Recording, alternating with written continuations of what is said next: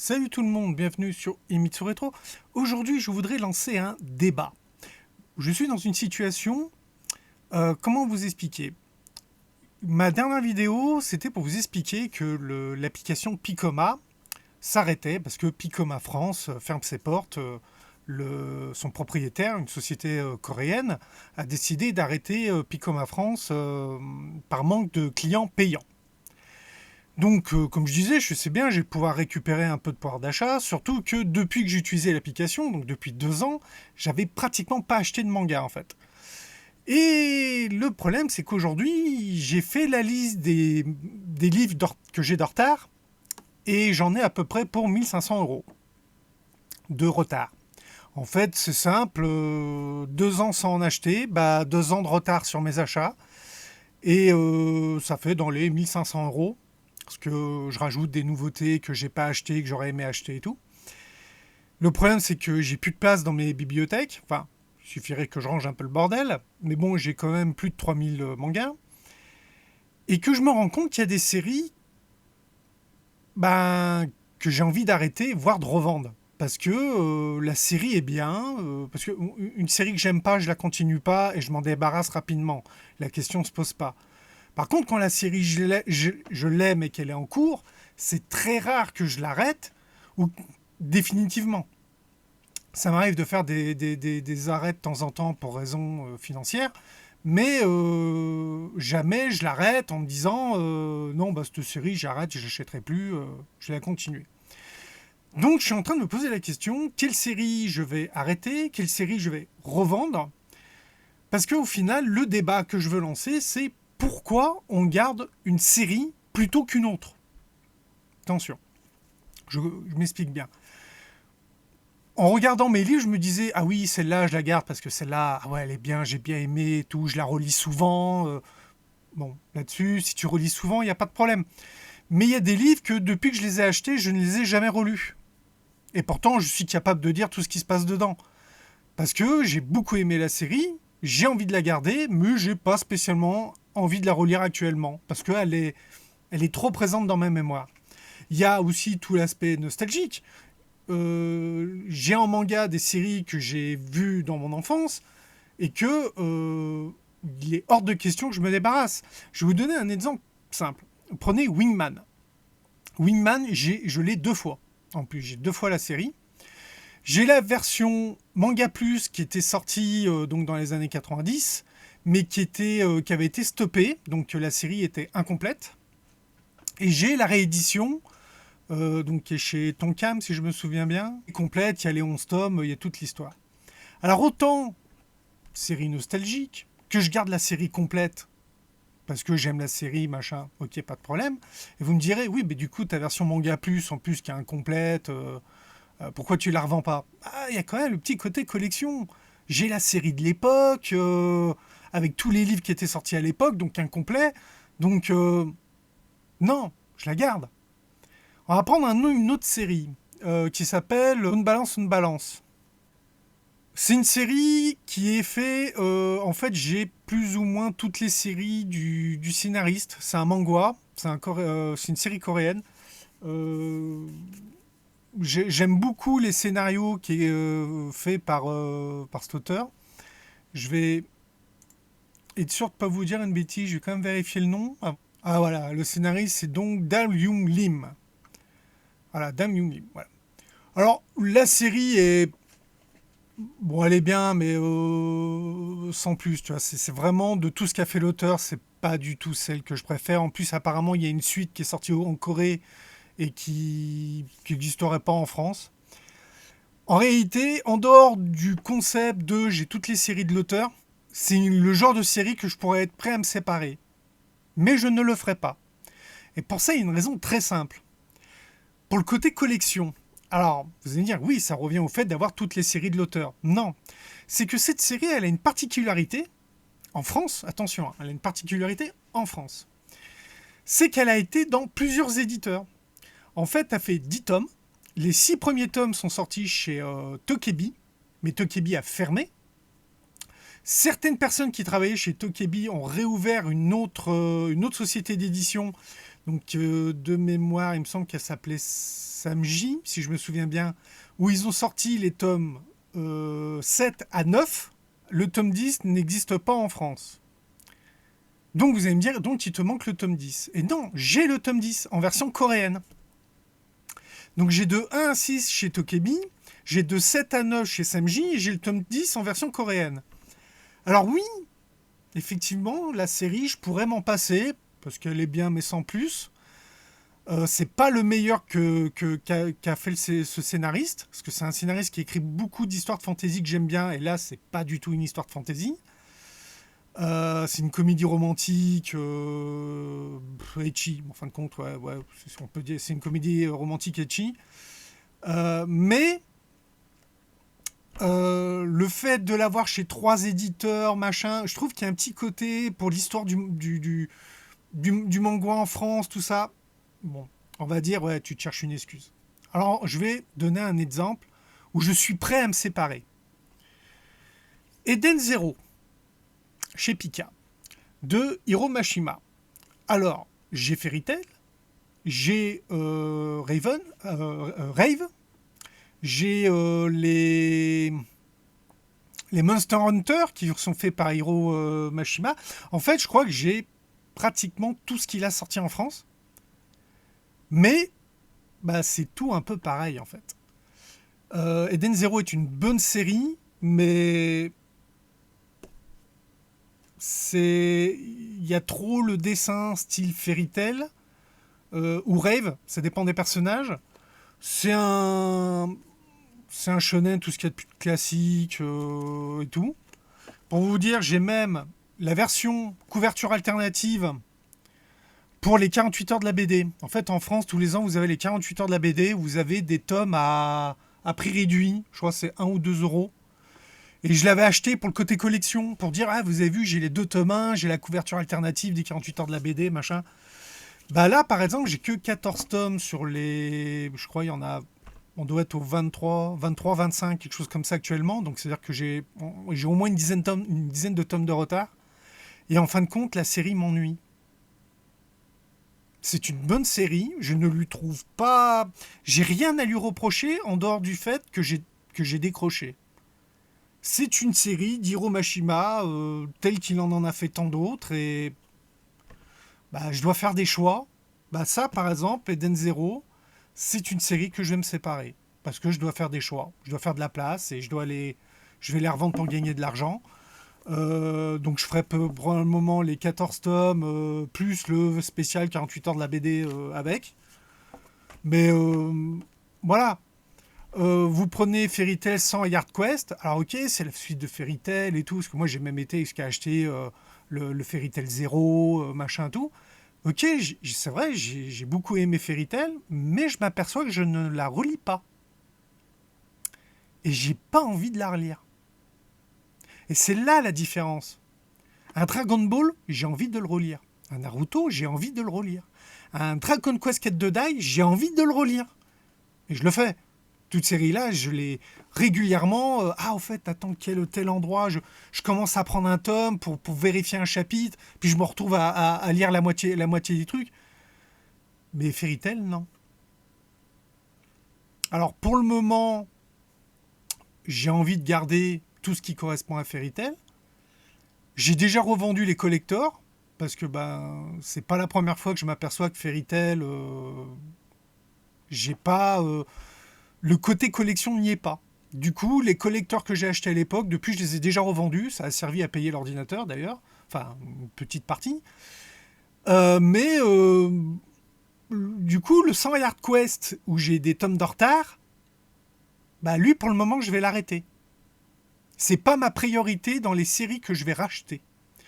Que dans les livres qu'il faut que j'achète manquants. Quand vous n'avez pas de budget, vous devez faire des choix. Et automatiquement, il y a des séries que vous avez plus envie que d'autres, de savoir la suite, ou les différences, des choses comme ça. Je m'aperçois que les séries que je suis le plus impatient sont bien souvent des adaptations de Light Level. Et souvent, on n'a pas le Light Level en France. Donc, souvent, j'ai vu l'animé, j'ai aimé. c'est tiré d'un light level, donc on a un univers qui est bien écrit, qui est riche. Donc je fais l'adaptation manga, et souvent je suis là, ah tiens, ça y est pas, ça, dans l'animé, cette partie-là. Ah, du coup, ça, je comprends mieux, parce que dans le manga, ils l'ont mieux expliqué. Et du coup, ces séries-là, j'ai envie de me mettre à jour. Alors qu'un Eden Zero, qui est pourtant une œuvre originale, qui est un manga, bah, lui, je vais l'arrêter. Et j'ai rien contre la série en elle-même, hein. C'est juste un choix financier, on va dire. Vous prenez, tiens, récemment, j'ai acheté le tome 6 de In the Land. Alors, In the Land of Lidl. Donc, il y a eu l'animé qui est toujours disponible sur Crunchyroll. Et le tome 6 ne va pas encore au bout de l'animé. Je crois qu'il faudrait encore un 7e tome pour arriver au bout de l'animé. Alors, c'est tiré d'un light level qui va bien plus loin. Donc, le manga devrait aller plus loin. Mais il y a pas mal de choses qui sont différentes, qui sont mieux expliquées. Par exemple, un truc tout bête. Là, on est dans c'est un isekai. L'héroïne, en fait, est morte à l'hôpital en jouant un VR MMORPG. Donc, on est dans la ligne droite des SAO. Et du coup, elle intègre le jeu dans son avatar. Mais elle n'est pas la seule. D'autres gens sont aussi dans le jeu. Et le jeu avait un système de création de personnages secondaires. Et elle avait créé 3 personnages secondaires que dans le lore des personnages, elle avait mis que c'était ses enfants. Or, quand elle intègre le monde du jeu, à sa mort, 200 ans ont passé. Donc comme elle, c'est une haut-elfe, elle a 2 enfants qui sont des hauts-elfes et un 3e qui est un nain. Donc qui, eux, ont une grande espérance de vie. Donc elle les retrouve et qui sont là, ils l'appellent maman, tout. Alors au début, elle est un peu perturbée. Sauf qu'en 200 ans, ils ont fait leur vie. Donc elle se retrouve avec des petits-enfants, avec un arrière-petit-enfant. Ça, dans l'animé, on le voit. Sauf que dans le manga, on découvre qu'elle a aussi une nièce, qui est la reine des elfes, qui est en fait un personnage secondaire créé par un joueur, qui dans son lore s'était inscrit comme étant sa sœur. Et du coup, le personnage, le PNJ qui devient vivant dans ce monde, bah elle est là, t'es la sœur de ma mère, parce que c'est ce qui est écrit dans mon lore, donc t'es ma tante. Donc elle se retrouve avec une nièce. Et ça, dans l'animé, ce personnage n'y est pas. Donc, c'est quoi à dire, mais ça, c'est le genre de série, même si j'ai vu l'animé, le manga est plus riche, j'aimerais faire le light level en français, bah voilà, ça, par exemple, c'est le genre de série qui m'intéresse, que je veux absolument être à jour, que voilà, là où d'autres séries, je suis là, prenez des séries, prenez Tenchi Muyo, le manga Tenchi Muyo qui fait 12 tomes, l'un des 12 tomes, qui fait partie à l'origine, qui est un OAV. Attention, l'œuvre originale était en OAV. Donc en France, donc j'ai les DVD de la saison 1 et saison 2. Ce qu'ils avaient fait, la saison 1, qu'ils avaient doublé en français, qui était passée sur manga. La saison 2 n'existait qu'en sous-titré et il fallait acheter les DVD pour l'avoir. Et le manga qui était sorti chez Pika se passe entre la saison 2 et la saison 3. Et il a été fait avant que la saison 3 existe. Donc là, on en est à la saison 5. Donc il y a la saison 4 et 5 qui sont disponibles chez Crunchyroll, par exemple. Et le manga Tenchi Muyo n'est plus édité en France. Donc, c'est une de mes œuvres préférées. Et il n'est plus édité en France. Donc il est hors de question que je m'en sépare. Vous voyez, qu'est-ce que je pourrais donner comme exemple ? Sailor Moon. Sailor Moon, j'ai la version Glénat, la vieille version Glénat avec les 18 tomes, si je me souviens bien, avec les couvertures en carton, qui n'avaient pas encore les surcouvertures. J'ai la réédition qui avait été faite chez Pika. Qu'ils avaient fait chez Pika. À l'époque, je l'ai faite alors que j'avais la version Glénat, simplement parce que la version Pika, ils avaient refait la traduction. Donc on a c'est plus Bunny, mais bien Usagi. On avait les vrais noms des attaques, que d'ailleurs les noms des attaques sont en anglais. Donc il y avait le fait qu'ils avaient refait la traduction. Je crois qu'il y avait moins de tomes. Mais surtout, ils avaient sorti tous les tomes annexes, comme les Codenames, les Sailor V et compagnie, que j'avais pas. Donc du coup, j'ai tout fait. Je garde la version Glénat parce qu'elle a un côté collection, que c'est la première édition qu'on a eue en France. J'ai la version retraduite chez Pika, nickel, avec tous les tomes en plus. Mais du coup, la Perfect m'intéresse pas. Parce qu'ils ont fait une Perfect, et la Perfect, j'ai dit, bah non, la série, je l'ai déjà 2 fois. Et oui, Sailor Moon est une bonne série, a fait partie des classiques, mais je ne la relis pas. C'est une bonne série, hein, je l'aime bien, hein, mais je la relis pas. Peut-être qu'un jour, je vais arriver, je suis oh bah allez, tiens, ça fait longtemps, je vais la relire. Mais donc ça, je garde.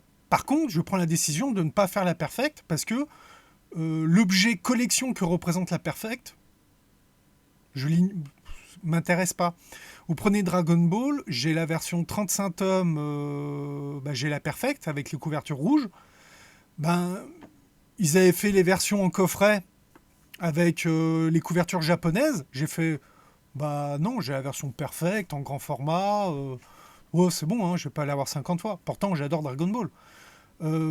Dragon Quest quête de Dai, j'ai la version J'ai lu, donc Fly, et j'ai la version Tonkam en Dragon Quest quête de Dai, retraduite. Mais du coup, je fais pas la Perfect. Parce que pareil, ils ont sorti une Perfect pour la sortie qu'ils ont refait l'animé au Japon, donc ils avaient refait une série de manga qui est sortie en France. C'est bon, je l'ai 2 fois, je vais pas toutes les collectionner. Et pourtant, je suis un ultra fan de Dragon Quest Quête de Dai. Hein, ceux qui suivent la chaîne le savent. Mais j'ai le symbole du dragon tatoué depuis plus de 10 ans. C'est bien, j'adore cette série. Et pourtant, j'ai pas acheté la 3e version. Vous prenez Shaman King, j'ai la première édition de Shaman King. J'ai acheté le fameux tome. Ils ont fait cette édition, une édition double de Shaman King. Cette édition double de Shaman King, pour moi qui avait déjà la version Shaman King, Kana, donc là c'est Kana aussi qui le fait, seul le tome 17 avait de l'intérêt. Alors je vous explique pourquoi, pour cas où vous l'ignorez. Shaman King fait 32. Donc Shaman King faisait 32 tomes. Oui, c'est ça, 32 tomes, du coup, ça fait 16 doubles tomes. Et il y a un 17e double tome. Pourquoi ? En fait, il faut savoir que l'auteur, donc je vérifie le nom, Hiroyuki Takei, on dit Takei ou Takei ? Non, Takei, il me semble, s'est embrouillé avec son éditeur au Japon quand il prépubliait la série. Donc, c'était une série du Jump. Résultat, il a bâclé la fin. C'est-à-dire que vous étiez en plein arc des combats finaux, et d'un seul coup, en un chapitre, les combats sont finis, on est 10 ans plus tard, et voilà ce qui se passe. Et tu dis, mais attends, ils avaient fait que la moitié des combats, on n'a pas le boss final, qu'est-ce qui s'est passé ? Il a niqué la fin de sa série parce que il s'est embrouillé avec son éditeur et tout. Plusieurs années plus tard, voyant que les gens aimaient toujours le Shaman King et tout, on lui a dit, bon allez, faudrait sortir pour tes fans, sors les chapitres manquants. Parce que les chapitres, il les avait dessinés.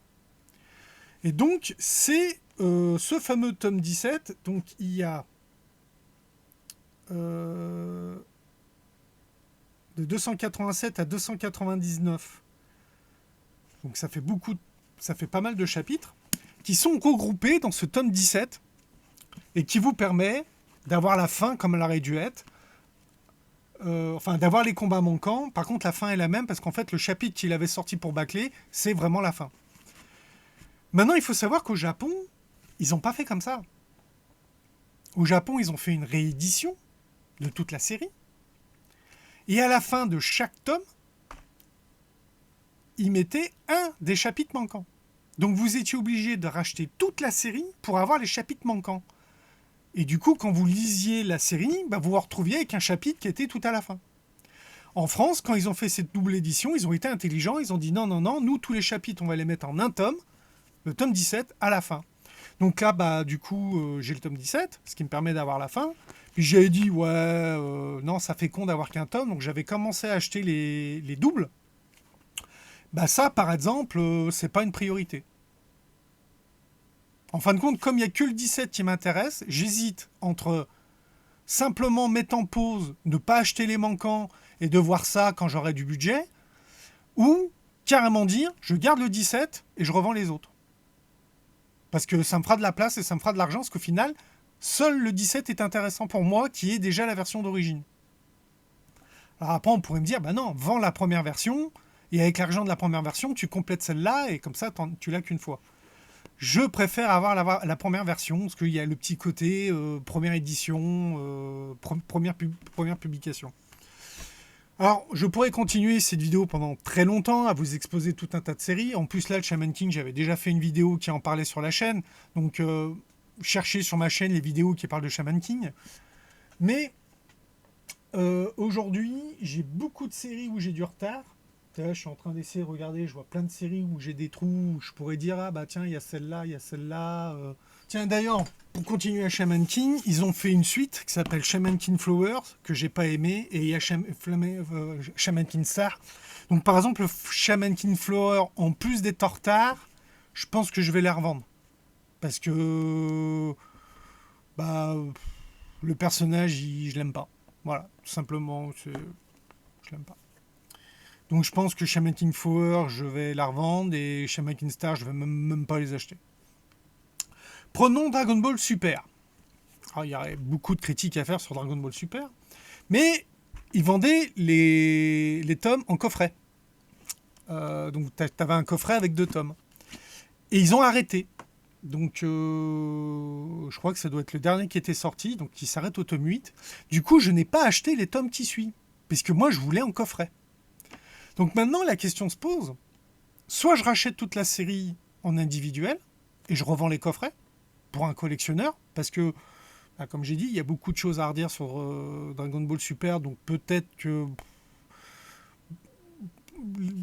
je suis pas fan au point de dire je veux absolument garder les coffrets. Peut-être que ça peut intéresser quelqu'un de dire non, non, mais moi je veux bien les versions coffrets, je collectionne.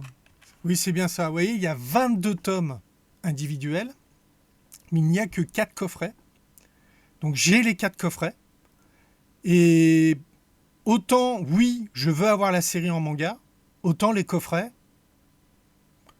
Si revendre les 4 coffrets me permet de payer une partie du coup des 22 tomes qu'il va falloir que j'achète pour pour reprendre la série, bah je me dis ouais, peut-être que je pourrais revendre les 4 coffrets parce que ça a un intérêt d'un point de vue de collection, mais moi je j'ai pas d'intérêt à les collectionner. Par contre, ils sont ouverts parce que bah, je les ai lus les tomes. Ils sont ouverts. Ils sont pas sous cellophane. Je tiens à préciser en cas qu'il y en a qui commencent à mettre en commentaire. Donc je pense que le moment où je vais prendre la décision sur quelle série je vais vendre ou pas, je le dis tout de suite, ça sera sur eBay. Hein. Et à ce moment-là, je pense que je ferai une vidéo où j'annoncerai, je dirai, bah voilà, je lance toutes les séries que je me débarrasse, voilà. Mais le débat, il n'est pas là. Le débat, il est, qu'est-ce qui vous fait garder une série plutôt qu'une autre? Et qu'est-ce qui vous fait revendre une série plutôt qu'une autre? Là, je pense que j'ai donné quelques exemples. Des exemples où je n'ai pas de reproche à faire aux séries, à part Shaman King Flower, qui, comme je disais, en fin de compte, j'ai pas aimé. Je les ai achetés parce que c'était la suite, puis bah, au final, j'ai pas aimé. Donc là, j'ai une raison qui fait que j'ai arrêté, parce qu'à la base, j'ai arrêté de les acheter parce que bah, j'aimais pas. Et maintenant, j'ai une raison de les revendre, parce qu'il faut que je fasse de la place et que j'ai besoin d'argent pour acheter d'autres bouquins. Hein. J'ai pas de reproche à faire à Eden Zero, c'est pour faire de la place, parce que bah, la série m'ennuie. Parce que les séries finies sont derrière et les séries devant, c'est des séries en cours. Quand vous me voyez regarder les bibliothèques, et encore, vous ne voyez pas tout, parce qu'il y en a qui continuent par là, vous ne voyez pas tout. Donc, je pense qu'il y a des séries finies que je vais revendre parce que je m'aperçois que je les relis jamais et que j'avais un intérêt à l'époque parce qu'elles sortaient du lot et qu'aujourd'hui je me dis moi, bon, qu'elle m'inspire pas d'intérêt en fait. Vous allez voir, ils prennent la poussière, je suis obligé de les frotter. Voilà, donc ça c'est les Wingman. Chez Tonkam. Putain, ils sont sales, comment ça se fait qu'ils sont sales? Attends, il n'y a que 7 tomes. Ah oui, de Masakaru Katsura, alors vous voyez. Ouais, bah ouais, en fait, il n'y a que 7 tomes. Ah oui, parce que la réédition, c'est des doubles tomes. La réédition Tonkam, c'est des doubles tomes. Voilà, ce qui fait qu'en fait, il y en a que 7, mais à l'origine, il me semble qu'à l'origine, il y en avait, il me semble qu'à l'origine, il y en avait 11. Alors moi, en plus, je suis pas fan de Katsura. Il n'y a que Wingman et Dena que j'ai aimé. Après, le reste, j'ai pas aimé. C'est comme ça, hein, c'est chacun ses goûts. J'ai pas aimé. J'ai pas spécial. Et le pire, c'est que j'ai pas de reproche à faire. C'est-à-dire que je comprends pourquoi les séries ont marché et pourquoi les gens les aiment. Je suis incapable de dire pourquoi j'ai pas aimé. Je suis là, j'accroche pas, c'est tout. C'est... Et Katsura, je sais pas si ça vient de son graphisme, de sa façon de raconter les histoires, je sais pas trop. Je vous dis, il y a que Wingman et DNA que j'ai aimé. Toutes les autres séries de Katsura que j'ai lues, j'ai pas aimé. J'ai pas accroché. C'est pas que j'ai pas aimé, c'est que j'ai pas accroché. On va arrêter là la vidéo parce que sinon je vais commencer à sortir chaque tome un par un pour polémiquer, pour dire ça oui, ça non. Euh, Si je devais donner un dernier exemple, Gun Mars Chronicle, j'adore Gun. Même si je n'ai pas regardé le live Battle Angel Alita, parce que déjà le nom Battle Angel Alita, moi, m'énerve. C'est la version américaine. Et au final, d'une certaine façon, j'étais curieux de connaître l'enfance de Yoko. Et plus je découvre son enfance, et moins j'ai envie de continuer à lire. Parce que j'ai l'impression de lire autre chose. J'ai l'impression de lire quelque chose qui est dans le même univers que Gun, mais que, je sais pas, il me manque quelque chose. Il me manque quelque chose qui fait que, je sais pas, déjà parce que, je dis Yoko parce que c'est son vrai nom, mais avant qu'elle reprenne son vrai nom, quand elle s'appelle Gali, c'est là que je la préfère le plus. Euh, Last Order, par exemple, Last Order, qui était... Voilà, je pourrais en débattre pendant 107 ans. Il y a toute une histoire sur Gun. Gun, Gun fait 9 tomes, et si je me souviens bien. Et en fait, l'auteur a arrêté la série parce qu'il en avait marre, donc il a fait une fin bateau. Ce qui fait que la moitié du tome 9, en fait, faut pas. La deuxième moitié du tome 9, il faut pas la considérer. Et lui, il avait prévu 3 arcs. Et en fait, le troisième arc, c'est Last Order. Et comme la série a beaucoup marché, parce que tous les fans de Gun ont adhéré, puis ça a ramené des nouveaux fans.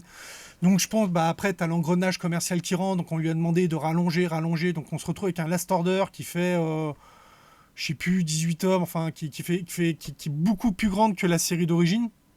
Mais qui reste bien. Qui reste bien dans l'univers, machin tout. Et là, on arrive, Gun Mars Chronicle, ouais, c'est son enfance, c'est comment elle est devenue telle qu'on la connaît, machin. Le problème, c'est que ça traîne trop en longueur, que... C'est le problème des origin story, en fait. Le problème des origin story, c'est que si vous commencez par l'origin story, et qu'après vous lisez la suite, vous restez dans le move. Alors que quand vous avez un origin story qui se fait après et que tu sais déjà tout ce qui va se passer dans le futur, ben t'es là, tu cherches des réponses à des questions qu'on va pas forcément te donner, tu vas être déçu par d'autres choses, et t'es là, Du coup, Mars Chronicle, je suis un peu... Je vais la continuer, mais elle n'est pas prioritaire. Je vais la garder, j'achèterai les manquants, mais c'est pas une priorité sur ma liste. C'est ça que... C'est là le truc, quand je parle du débat, des choix, Qu'est-ce que je garde? Qu'est-ce que je vends? Qu'est-ce que j'arrête définitivement? Qu'est-ce que j'arrête temporairement? Pourquoi?